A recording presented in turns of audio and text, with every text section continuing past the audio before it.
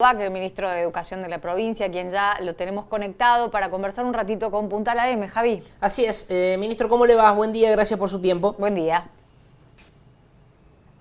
¿Nos escucha, ministro? Ahora sí, recién Ahora se había sí. congelado. Ajá. ¿Qué tal? Buen día, ¿cómo Buen día, están? ¿cómo le va?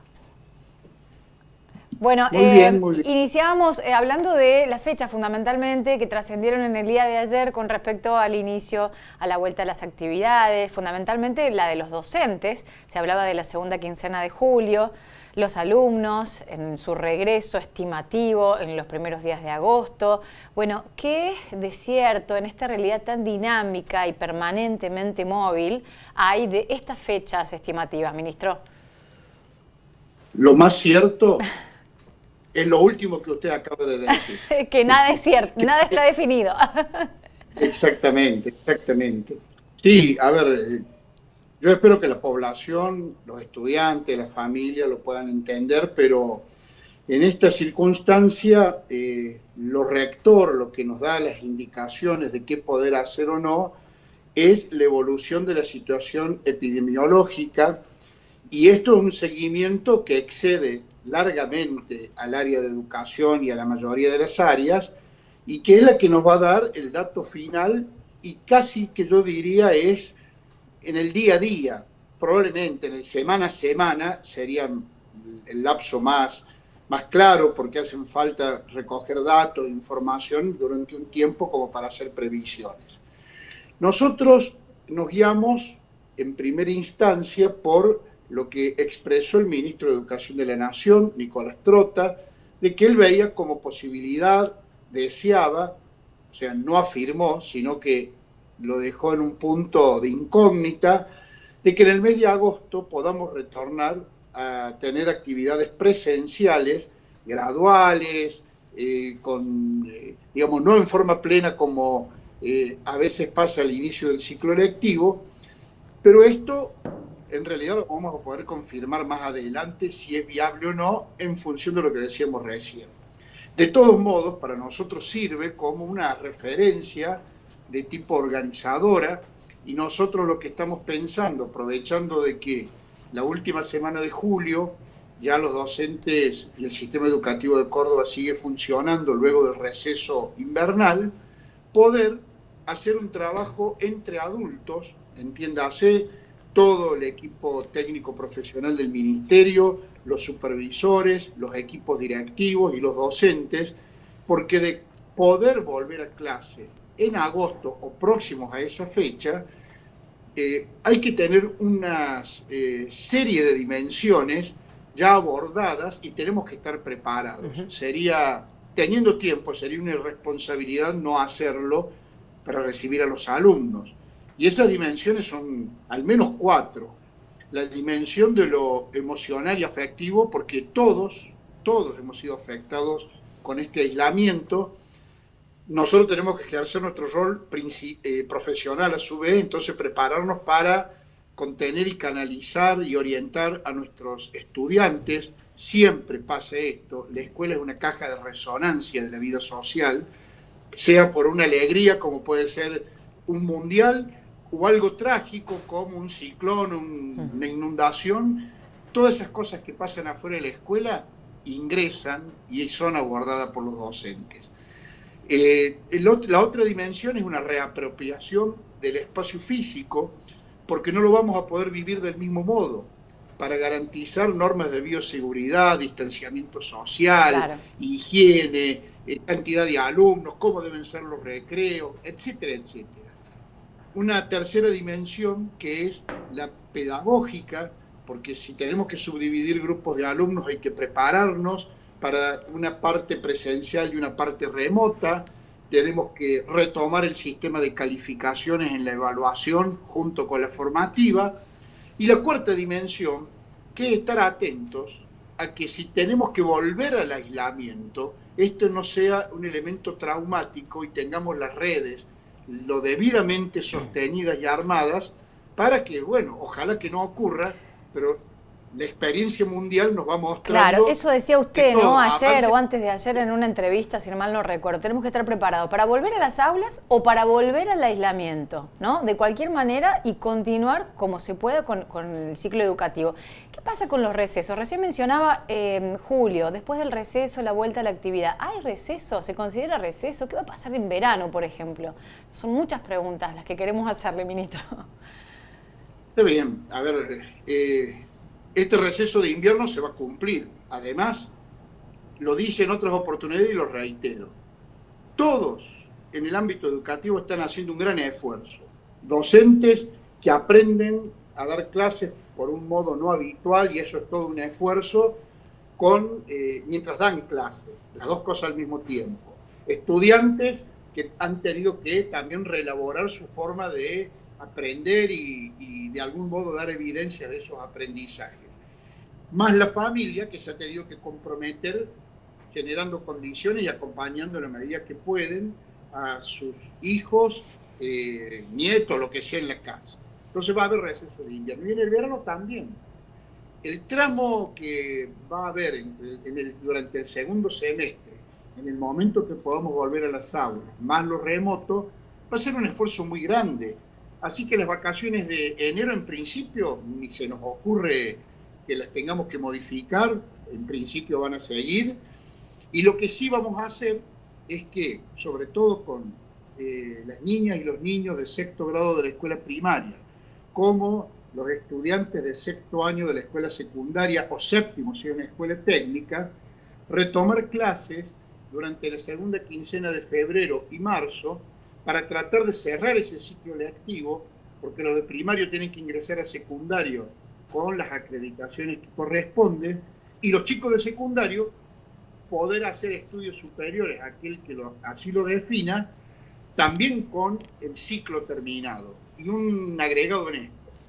Ya nos reunimos con la presidencia del ministro Trota, representantes del Consejo Interuniversitario Nacional y del Consejo Federal, para reelaborar las fechas de inicio del año académico en las universidades, para que las universidades esperen que nosotros terminemos con los chicos del secundario, claro, y ellos recién empezar.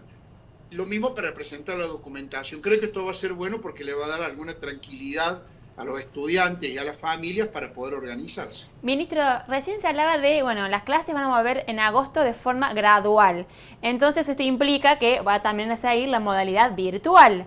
¿Qué mensaje le daría a los y las docentes de la provincia para que tengan tranquilidad? Porque van a tener que trabajar en las dos modalidades, presencial y virtual. Sí, pero va a ser mucho... A ver, lo presencial es nuestra expertise. Nosotros todos nos formamos para el trabajo en el aula, así sea en el patio, en un gimnasio, en un aula de arte, pero digo, estamos entrenados, tenemos las habilidades, sabemos manejarnos en el contacto con los estudiantes. Yo creo que en ese sentido la presencialidad va a ocupar el rol central y lo virtual, que hoy es lo único que tenemos, virtual, sea por internet o sea con cuadernillos, del modo en que se pueda, porque creo que ya lo hemos abordado en otra oportunidad, las diferencias son muy grandes, pero eso hoy no lo podemos modificar. Entonces, a mí me parece que si podemos remar lo presencial, el principal acontecimiento va a estar allí, en ese momento. Y lo otro va a ir acompañando lo que hagamos en lo presencial. A mí me parece que va a ser va a estar más en nuestro manejo y vamos a disminuir la tensión ahora de hacer todo virtual, como dije, aprendiendo y haciendo. Ministro, le quiero preguntar, no sé si miran otros países u otros lugares que tengan situación similar a la de Argentina como para tomar alguna decisión o ver algún ejemplo a seguir, o básicamente es muy vernácula la cuestión, muy nuestra, muy del día a día y cómo viene siendo la situación en nuestro territorio. Creo que como pasa en Argentina, en toda América Latina, todos los gobiernos estamos mirando y aprendiendo de lo que pasó en Asia, en Europa y ahora en América Latina o en toda América. Así que nosotros estamos mirando. Yo tengo ya un informe con un seguimiento, por ejemplo, para el regreso a clases de 26 países de de 3 continentes, con lo cual vamos viendo cuáles son las constantes que todos aplican, esa regularidad, bueno, por algo es, entonces las estamos estudiando para nosotros poder aplicarlas. Luego hay algunas diferencias entre países, esas diferencias a veces tienen que ver con la cultura de un país. Yo lo decía en alguna nota, hace un tiempo atrás tuve la oportunidad de hablar con los responsables del plan de matemática de Singapur, que es el país que mejor le va en la enseñanza de la matemática en el mundo. Y bueno, ellos contaban cómo se organizaba la clase, pero nos aclararon algo al final. No se olviden que en nuestro país la mayoría de la población es confucionista y tenemos pautas culturales de la organización de la vida, del respeto de los mayores, de cómo trabajamos en torno de las instituciones distintas a otras culturas. Bueno, lo mismo que en Finlandia, ¿no? En Finlandia los chicos empiezan primer grado a los 7 años y llegan sabiendo leer y escribir, porque es tradición que aprendan con la familia. Entonces son aspectos culturales que nosotros, bueno, no quiere decir que no los veamos, porque como son culturales y somos seres humanos, si algo bueno de otra cultura es aplicable, es modificado, lo vamos a hacer. Pero estamos mirando 26 países, desde Corea del Sur, China, Singapur, Vietnam, a pasar por Europa, casi todos los países de Europa, más Uruguay, qué pasó en Chile, en Estados Unidos, estamos aprendiendo de todos. Cada uno con su idiosincrasia, con sus costumbres, como decía usted, pero hay como una tendencia generalizada, y lo contaba uno de los estudios que realizaba una de las instituciones aquí en la ciudad de Río Cuarto, una tendencia de los jóvenes a manifestar tristeza, en algún punto parálisis, una resistencia a la incorporación de la currícula tal como se venía haciendo antes. Hay todo un cambio de paradigma en la enseñanza y sin duda los docentes tienen un nuevo desafío, no los docentes solamente, ¿no? La familia, los propios niños y niñas. ¿Qué mensaje se les puede dar desde el ministerio en ese punto? La escuela hace tiempo que a través de distintos programas en Argentina y en Córdoba venimos trabajando sobre la incorporación de las nuevas tecnologías en la vida de las escuelas. Veníamos también trabajando de cómo las culturas juveniles actuales han modificado muchas de las conductas que nosotros tenemos que comprender si queremos poder enseñar, acompañarlos en ese proceso de crecimiento. Solo que lo veníamos haciendo muy gradual, con experiencias piloto. Había programas que eran muy extendidos, pero que estaban extendidos en cantidad de escuelas que participaban, como fue en un momento Conectar Igualdad o Primaria Digital. Pero, ¿qué ocurría? La apropiación de profesores y de alumnos era, yo diría, gradual, con diferencias, unos un poquito más rápido, otros más lento. Esta situación nos ha puesto en algo que inesperado, y que tengamos habilidades y conocimientos, no los tengamos, tuvimos que aprender. Y digo tuvimos porque nosotros, que no damos clase, pero estamos en la gestión, hoy esta nota nunca se me hubiese ocurrido antes, la verdad que no era lo habitual. Y nos pasa con todas las reuniones que tenemos, que son todas por distintas plataformas virtuales. Entonces, ¿qué creo? Primero, que este es un momento difícil y yo reconozco, agradezco, y lo digo desde el primer día, la actitud que tuvo la docencia en Argentina y en Córdoba en particular, porque se responsabilizaron de sostener el vínculo pedagógico, del modo que pudieron, por internet, con WhatsApp o con un cuadernillo, llamando por teléfono, haciéndoles llegar las cosas a los estudiantes, algunos estudiantes que a veces, bueno, la familia no iba a buscar los materiales.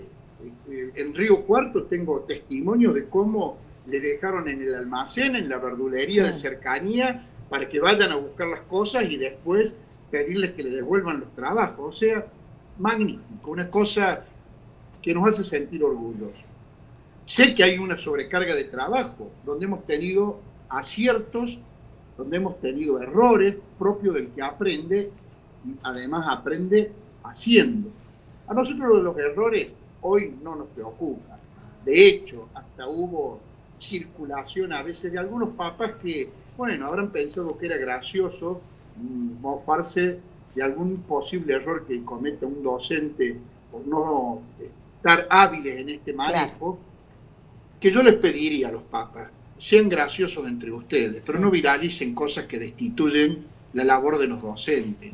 Esas mismas personas son las que van a recibir a los chicos cuando empiecen la escuela, y si son motivo de la gracia familiar, después la pérdida de autoridad la vamos a pagar caros entre todos. No quiere decir que no nos critiquen, pero una cosa es criticar y otra cosa es mofarnos y viralizar la mofa. Ministro. Así que paciencia, que ya vamos a sacar la conclusión de las buenas cosas que se han. Bien. ¿Qué porcentaje de niños, niñas y adolescentes tienen conexión a Internet? ¿Y le preocupa que haya desigualdad en el acceso a la educación en la provincia? Por supuesto, eso pasa en toda Argentina y yo le diría que salvo Uruguay en toda América Latina. Pero nadie pensó que íbamos a dar clases en la casa de los chicos. Córdoba iniciaba este año con la satisfacción de que habíamos alcanzado, somos 3 provincias en todo el país, que todas las escuelas tenían conectividad y las que ya tenían se les había mejorado la cantidad, el acceso a los mega, a la banda con la cual podían trabajar en las escuelas. Pero justo cuando empezábamos las clases nos tuvimos que ir a los hogares. La verdad que yo creo que en Argentina vamos a tener que pensar desde la vida política y del Estado cómo garantizamos la accesibilidad de toda la población a Internet y a tener dispositivos digitales suficientes. ¿Por qué? Porque me parece que esta modalidad de lo presencial, que va a ser lo troncal, lo vital del sistema educativo, con las buenas experiencias que hemos tenido ahora, vamos a tener un apoyo con el uso de la modalidad remota o a distancia o de las tecnologías. Un apoyo a lo presencial, nos va a permitir reconfigurar. Pero para que eso sea posible tenemos que terminar con esta desigualdad. Mire, lo charlaba el otro día con el director de la escuela, Florentino Ameguino, que está a unos 2.300 metros de altura, es al pie del Cerro Champaquí. Cuando digo al pie, del tramo final para llegar al Cerro Champaquí, no en la parte del valle. Esa escuela, que es una escuela de régimen especial, tiene internet. Lo que pasa es que los chicos viven a 1, a 2 kilómetros, 3 kilómetros de la escuela. Muchos, como ahí viven aislados, digamos, para ellos el aislamiento social obligatorio es la condición casi de vida cotidiana, se desplazaban hasta la escuela y aprovechaban la internet, pero bueno, en otros casos no se han podido desplazar y la verdad que tenemos que buscar el modo que todos, con independencia del sector social, puedan acceder a internet. Para esto, también hay que decirlo, no todas las zonas tienen llegada de conectividad. La disposición de dispositivos digitales y tener datos gratis, esa es toda una temática. Eso no estaba previsto en los presupuestos ni de la nación ni de las provincias. Ahora en el regreso va a ser un desafío y vamos a sostener, se va a mantener desigualdad por una razón muy obvia. Los estados estamos en una situación dramática. Los recursos se han abocado al sistema de salud para cuidar la vida y la salud de las personas. Ha caído la recaudación y estamos privilegiando el pago de los salarios con un enorme esfuerzo, no solo Córdoba, las 24 provincias, con la ayuda de la nación, que no da abasto, porque está emitiendo, todos sabemos que está emitiendo por encima de lo habitual, para poder cumplir con estas medidas. Entonces, yo creo que es el desafío de la Argentina que viene. Ministro, antes de liberarlo y dar por finalizada la nota, me gustaría volver sobre algo que tiró ahí, mostró una punta. ¿Hubo burlas por parte de grupos de padres con respecto al manejo de las tecnologías en los docentes? ¿Algún examen filtrado? ¿Por qué hacía referencia a esto? No, porque, miren, se viralizaron. Mire, hubo una escuela que hizo un cuadernillo propio de la escuela, donde, por ejemplo, se extrajo de un cuadernillo de otra jurisdicción, de la ciudad de Buenos Aires, unos ejercicios matemáticos. Voy a poner el caso más gracioso, menos dañino, porque hubo algunos más dañinos, ¿no? Este caso, bueno, la docente, que es docente, maneja el lenguaje docente, sintetizó la consigna donde se planteaban los problemas, lo cual le quitó de algún modo el sentido que tenía el ejercicio. Esa escena en el aula, el rostro, el tono, el contexto que arma el docente cuando pregunta, le da sentido al ejercicio. Pero dejando solo la pregunta aislada del resto de lo que acabo de mencionar, Claro. no se entendía bien la consigna. Entonces un papá que estaba ayudando a su hijo grabó un video y hacía comentarios muy cordobeses, o sea, muy irónicos, muy graciosos, pero también hirientes. Claro. Entonces, cuando yo vi el cuadernillo, primero me asusté porque estaban incluso con los logos de la provincia, y la escuela, con muy buena intención, utilizó los logos de la provincia para darle formalidad, y estaban bien los cuadernillos. Claro. Hubo un error en esa transcripción. Bueno, yo no le puedo pedir a un docente que sea un comunicador social, que Claro. sepa cómo hacer para este tipo de cosas. Bueno, esto se viralizó, anduvo por todas las provincias, me llamaron de otras provincias, tuve que salir a explicarlo a los medios de comunicación, primero pidiendo disculpas porque explicando esto, pero además defendiendo la escuela. Claro. No estaba mal lo que hacía la escuela. No, Las pero se preguntas eran perdía el contexto, cómo se transforma toda esta realidad. Yo le quería volver a preguntar por esto, para que no quede, para volver a hacer foco en que esto es un aprendizaje en un ida y vuelta permanente, no solamente del docente, sino de papás, ¿no? Y de todos los miembros de la sociedad cordobesa y argentina, que estamos en este desafío. Le queremos agradecer el contacto, ministro. Muchísimas gracias. El agradecido soy yo porque sé que he roto todos los protocolos del periodismo, de que la respuesta es breve, la nota, pero bueno. Pero yo les queremos quiero aprovecharlo agradecer. porque no siempre tenemos la oportunidad y el tiempo para hablar de todas estas Distendidamente. cosas. Distendidamente. El profe de Educación Física, Walter Grobac, Claro. si no me equivoco, ¿no? Así es, pero yo sé que además ustedes tienen un compromiso en esta etapa de comunicación, de información, de colaborar entre tanta incertidumbre y una situación angustiante, ¿no? El impacto de la vida social, laboral, económica, también afecta a las familias que están en aislamiento. Entonces, esta oportunidad yo la entiendo como un compromiso profesional de ustedes y por eso me tomé también la libertad de abusar de un poquito. Total, ustedes después me controlan. Muchas gracias porque aparte la gente quiere saber más que Sí, datos sí. precisos y duros y fechas y currículum. O sea, también está bueno saber cómo piensa el ministro de Educación de la provincia con respecto a las sensaciones, sentimientos que suscita toda esta situación. Le mandamos un saludo especial, ministro. Muchas gracias por el contacto. A ustedes. Hasta Chau. luego.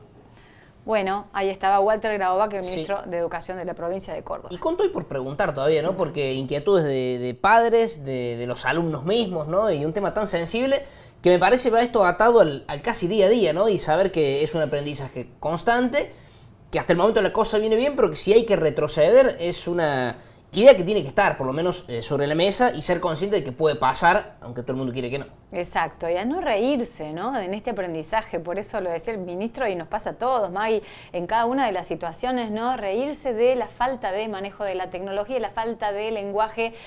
¿Cuántas personas tienen la posibilidad de hablarle a la cámara? Los millennials, los centennials lo tienen como algo habitual, pero hay mucha gente que no, que está adentrándose en las tecnologías y en esto de comunicar de esta manera, ¿no?